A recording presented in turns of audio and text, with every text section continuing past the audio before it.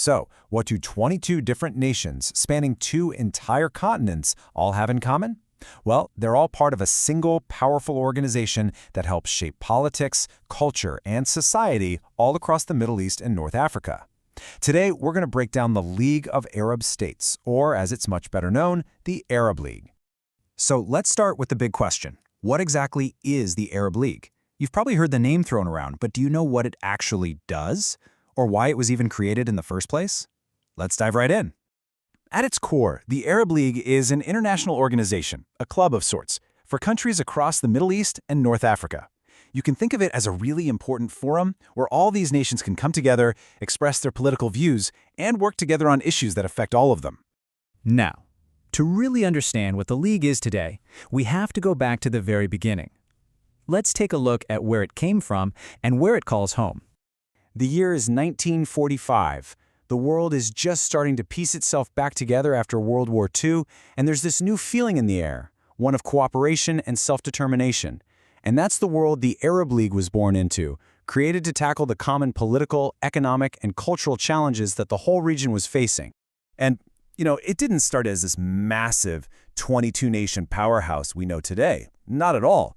Picture this. Originally, it was just a small core group, only 7 countries, who came together with a shared vision. And these were the 7 founding members, the real building blocks of the entire organization. We're talking about Egypt, Lebanon, Syria, Iraq, Saudi Arabia, Yemen, and what was then called Transjordan, which today we know as Jordan and Palestine. These 7 laid a foundation for everything that came next. And the League's nerve center, its permanent headquarters, is right in Cairo, Egypt. It's a huge deal because twice a year, this city becomes the focal point where leaders from all the member countries gather to debate policy and pretty much shape the region's future. All right, so that's how it started. But from those 7 founders, things really grew. If we fast forward to today, that initial group of 7 has more than tripled. The Arab League now includes 22 member states. That's a massive expansion, and it really speaks volumes about its growing influence across the entire region. Just looking at this slide gives you a real sense of the scale we're talking about. Each one of these flags represents a sovereign nation, stretching all the way from the Atlantic coast of Africa to the Arabian Gulf. It's such a powerful visual of the sheer diversity, geographically and culturally, that the League brings together.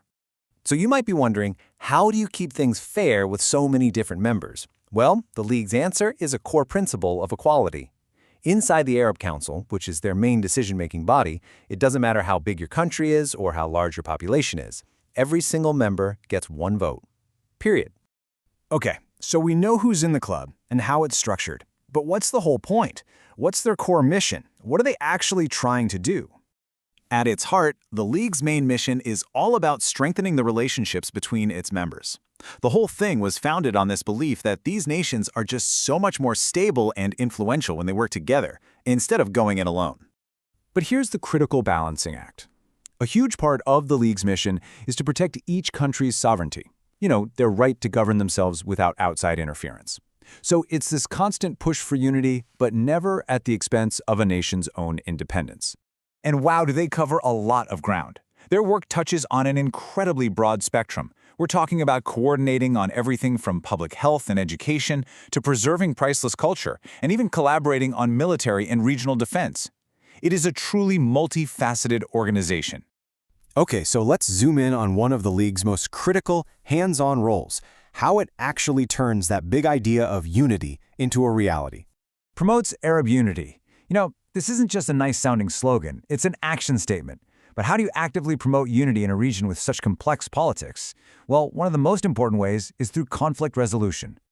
Yeah, one of its biggest jobs is to act as a regional mediator. You can think of it like a diplomatic first responder. When disagreements flare up between member states, the League steps in. It works to untangle the issues and find a peaceful solution before things can escalate into a much bigger conflict. So, the goals sound great, but what's the real-world impact? What has the League actually achieved on the ground, and how has it improved the quality of life in the region?